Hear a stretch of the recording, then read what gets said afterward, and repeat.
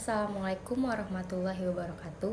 Perkenalkan, nama saya Eran Azura Syafier. Saya mahasiswa Institut Setiami Kampus Bekasi. Pada kesempatan kali ini saya akan menjelaskan tentang modul 2 Pendidikan Pancasila. Yang pertama, menggali sumber histori, sosiologis, politik, pendidikan Pancasila. Dilihat dari segi objek material dan objek formal, mata kuliah pendidikan Pancasila dikembangkan melalui pendekatan historis, sosiologis, politik, ilmiah, filosofis, dan ideologis.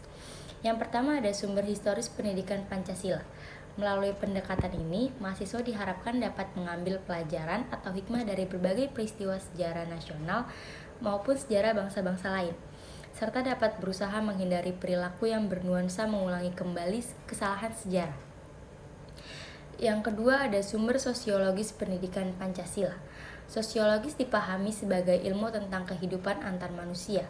Mahasiswa diharapkan dapat mengkaji struktur sosial, proses sosial, termasuk perubahan-perubahan sosial, dan masalah-masalah sosial yang patut disikapi dengan menggunakan standar nilai-nilai yang mengacu kepada nilai Pancasila. Yang ketiga, ada sumber yuridis pendidikan Pancasila. Urgensi pendekatan yuridis adalah menegakkan undang-undang yang merupakan salah satu kewajiban negara yang penting. Penegakan hukum ini hanya akan efektif apabila didukung oleh kesadaran hukum warga negara, terutama dari kalangan intelektualnya.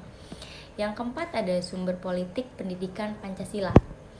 Diharapkan dapat menemukan nilai-nilai ideal yang menjadi kaidah penuntun atau pedoman dalam mengkaji konsep-konsep pokok dalam politik yang meliputi negara, kekuasaan, pengambilan keputusan, kebijakan, dan pembagian. Lalu yang kedua ada membangun argumen tentang dinamika dan tantangan pendidikan Pancasila. Yang pertama ada dinamika pendidikan Pancasila. Pada awal kemerdekaan, pembudayaan nilai-nilai dilakukan dalam bentuk pidato-pidato para tokoh bangsa dan rapat-rapat akbar yang disiarkan melalui radio dan surat kabar. Lalu diterbitkan buku dengan judul Manusia dan Masyarakat Baru Indonesia, dengan maksud membentuk manusia Indonesia baru yang patriotik melalui pendidikan.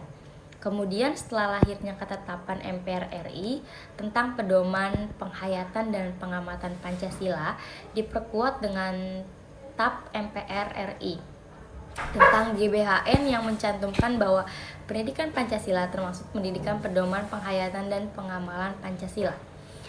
Keberadaan mata kuliah pendidikan Pancasila semakin kokoh dengan berlakunya Undang-Undang Republik Indonesia Nomor 2 Tahun 1989 tentang Sistem Pendidikan Nasional, yang pada pasal 39 ditentukan bahwa kurikulum pendidikan tinggi harus memuat mata kuliah pendidikan Pancasila.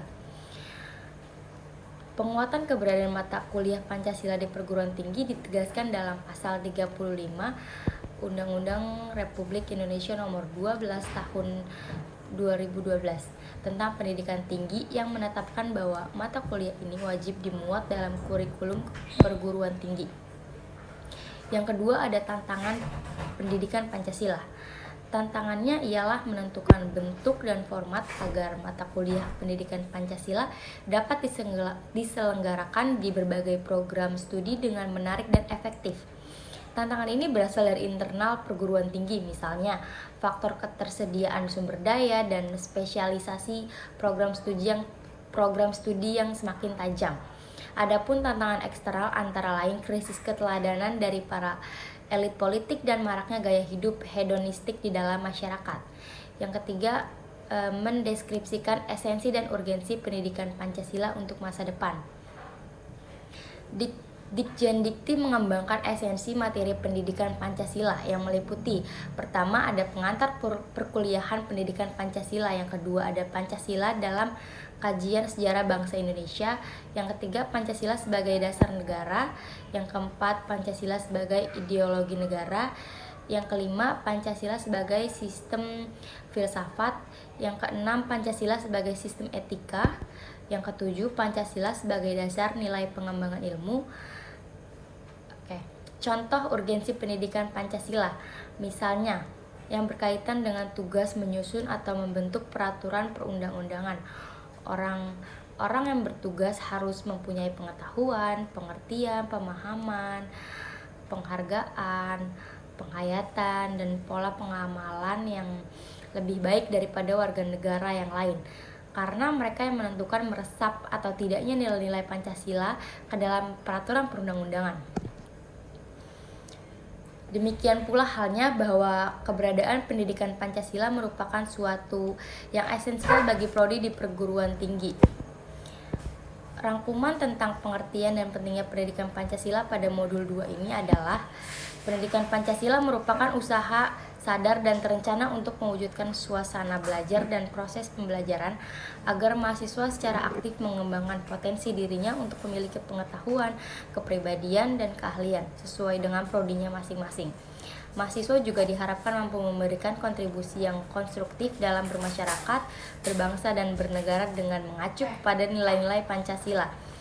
Yang kedua, pentingnya mata kuliah pendidikan Pancasila. Urgensi pendidikan Pancasila itu dapat memperkokoh jiwa kebangsaan mahasiswa sehingga menjadi dorongan pokok dan bintang penunjuk jalan bagi calon pemegang tongkat estafet kepemimpinan bangsa di berbagai bidang dan tingkatan, agar calon pemegang dapat tidak mudah terpengaruh oleh paham-paham asing yang dapat mendorong untuk tidak dijalankan nilai-nilai Pancasila. Demikian dari saya. Wassalamualaikum warahmatullahi wabarakatuh.